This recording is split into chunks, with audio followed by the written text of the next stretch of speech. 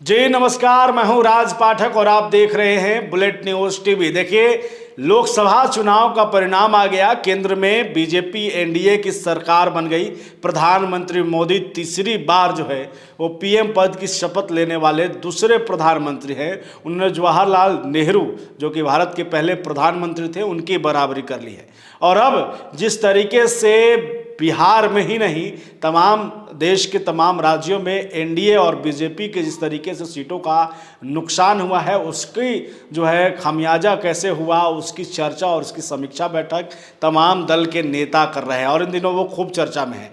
आज हम बात करने वाले हैं बिहार के उन 4-5 अहम सीटों को लेकर के, जहां पर खास करके मगध और शाहाबाद के उन लोकसभा सीटों को लेकर जहां पर बीजेपी कमजोर हुई, एनडीए कमजोर हुआ और महागठबंधन वहां पर ताकत के साथ उभरा है। देखिए, बिहार में आपको जानकारी है कि 40 लोकसभा सीट में से 30 लोकसभा सीट एनडीए के खाते में है और 9 लोकसभा सीट वो इंडिया गठबंधन के खाते में है। एक है पूर्णिया से पप्पू यादव, जो फिलहाल अभी किसी गठबंधन में नहीं थे, निर्दलीय के तौर पर आए थे, वो चुनाव जीते थे। लेकिन आज हम चर्चा करने वाले हैं मगध और शाहाबाद की उन लोकसभा सीट की, जहां पर बीजेपी हमेशा से जीतते रही है और इस लोकसभा चुनाव में वो हार गई। उसके पीछे कारण क्या था? लोग कह रहे हैं, तमाम चर्चा ये तेज है कि अगर बीजेपी अपने अहंकार को साइड में रख करके लोगों की भावनाओं को देख लेती और सर्वे के अनुसार सीटों को देख लेती, तो शायद मगध और शाहाबाद की इन सीटों पर उसकी जीत सुनिश्चित हो जाती है। आज हम चर्चा करेंगे सबसे पहले आरा लोकसभा सीट की। देखिए, आरा में भाजपा के केंद्रीय मंत्री आर.के. सिंह उम्मीदवार थे। लगातार तीसरी बार वो चुनावी मैदान में थे और उन्हें लेकर के कहीं ना कहीं क्षेत्र में एंटी इनकम्बेंसी था। उसके बाद आरा की राजनीति शुरू होने से पहले थोड़ा सा पहले आते हैं काराकाट में। काराकाट में पावर स्टार पवन सिंह निर्दलीय के तौर पर चुनावी मैदान में दस्तक देते हैं। बीजेपी उन्हें आसनसोल से उम्मीदवार बनाती है, लेकिन वहां वो टिकट लौटा देते हैं या फिर ले लिया जाता है, जो भी सामने आया हो। लेकिन पवन सिंह फैसला लेते हैं कि अब वो काराकाट से आएंगे। काराकाट में पवन सिंह का आना, ये मान के चलिए कि वही एक बड़ा कारण था कि आरा लोकसभा सीट जो है वो बीजेपी हारी है। उसके कई कारण हैं। एक तो आरा के स्थानीय रहने के कारण पवन सिंह को लेकर के एक लोगों में अलग क्रेज था। दूसरी, भोजपुरी के बड़े स्टार थे वो, उन्हें फैन फॉलोइंग उनका बहुत ज़्यादा था। आरा के स्थानीय थे और आरा में जो है वो आर.के. सिंह हमेशा से 2014 से 2019 और अब चुनाव जीतते हुए सामने आए थे। लेकिन आर.के. सिंह ने जो है वो एनडीए के कैंडिडेट उपेंद्र कुशवाहा के समर्थन में पवन सिंह के खिलाफ जो है वो जमकर हमला बोला था। उन्होंने कहा था कि ऐसे लोग जो कि हमारे ही पार्टी के, हमारे ही एनडीए के जो है अलायंस के नेता के खिलाफ चुनाव लड़ेंगे, उन पर एक्शन लेना चाहिए। और ये बात जो है आरा के तमाम लोगों को पसंद नहीं आया। आरा चूंकि पवन सिंह के स्थानीय हैं, बड़हरा विधानसभा से वो आते हैं और अगर बात करें तो विधानसभा से वो आते हैं और बड़हरा विधानसभा के जो करी में पवन सिंह का घर है। एक स्थानीय के तौर पर पवन सिंह को लेकर के आरा के लोगों में सहानुभूति थी। ऊपर से आर.के. सिंह का जो बयान आया वो कहीं ना कहीं आग में घी डालने का काम किया और उसके बाद बड़हरा विधानसभा तो आर.के. सिंह हारे ही, आरा लोकसभा भी वो हार गए। दूसरी लोकसभा की अगर चर्चा करेंगे तो काराकाट में खेला खत्म नहीं हुआ था। काराकाट में एनडीए के तौर पर उपेंद्र कुशवाहा थे तो दूसरी तरफ राजा राम सिंह थे। काराकाट लोकसभा सीट का समीकरण ये रहा है पिछले 3 चुनावों से कि यहाँ पर एनडीए का कब्जा रहा है। अब ऐसे में पवन सिंह के आने के बाद जो एनडीए का वोट था वो बढ़ जाता है और एनडीए का जो वोट था, जो तकरीबन अब सामने आया 3,87,000 के करीब जो है वोट पवन सिंह अकेले ले आए हैं, तो उधर चला जाता है। तो इसका कारण साफ था कि हारना ही था। और उपेंद्र कुशवाहा चूंकि 2014 में जीते, 2019 में महागठबंधन में चले गए, फिर आ गए, तो एक इन्हें लेकर के एंटी इनकम्बेंसी भी थी और साथ में साथ ये भी था कि ये अपने जवान पे नहीं रहते हैं, कभी यहाँ तो कभी वहाँ चले जाते हैं। इसलिए जो एनडीए के कोर वोटर थे, जो हमेशा से उनको वोट देते थे, वो भी इस वक्त नाराज हो गए। अब अगर तीसरे लोकसभा की चर्चा करें तो फिर सासाराम लोकसभा सीट। सासाराम भी बीजेपी के कब्जे में 2014 से था। बीजेपी से वहाँ से छेदी पासवान जो है वो चुनाव जीतते आ रहे थे, लेकिन चुनाव से ठीक जो है ऐन वक्त पहले कुछ महीने पहले जो है छेदी पासवान का टिकट काट दिया जाता है और वहाँ से शिवेश राम को उम्मीदवार बनाया जाता है और सामने कांग्रेस के उम्मीदवार रहते हैं मनोज राम।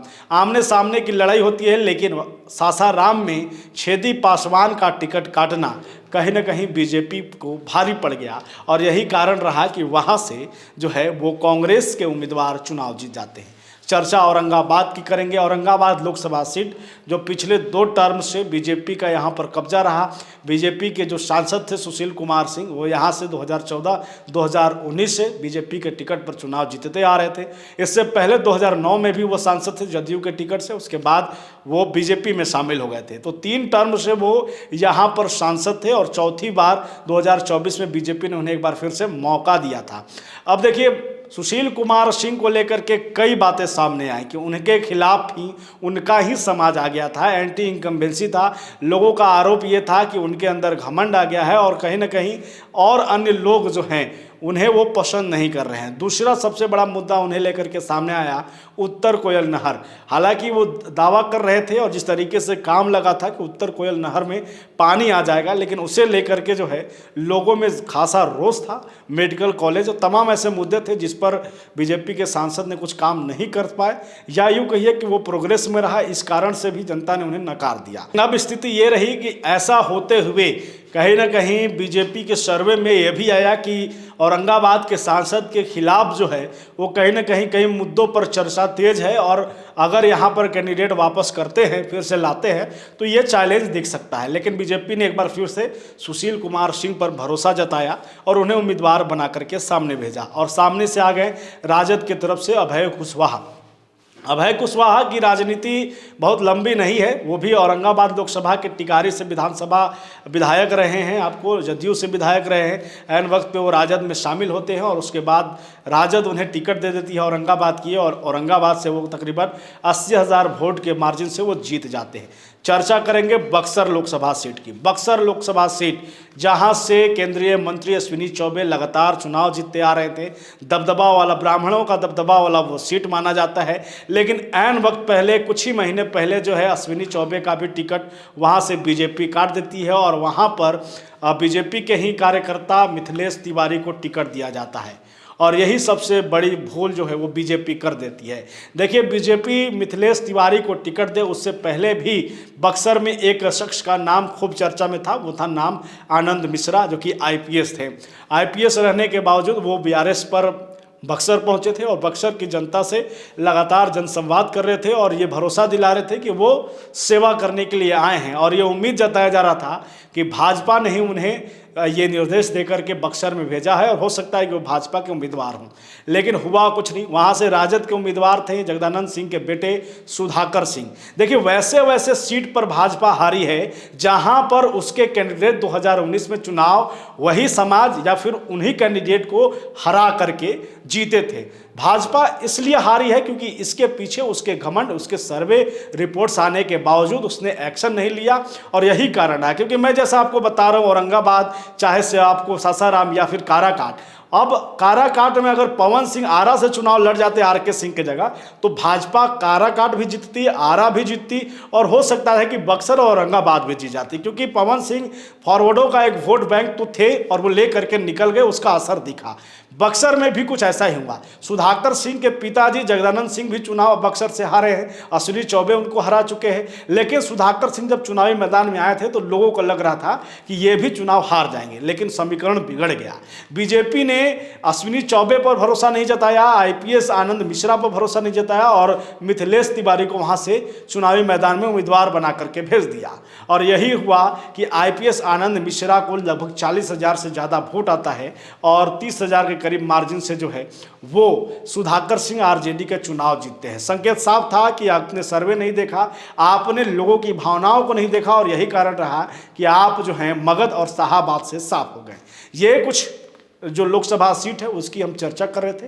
तमाम सीटों पर समीक्षा चल रही है। बने रहिए हमारे साथ, देखते रहिए हमारे खास कार्यक्रम। बहुत धन्यवाद।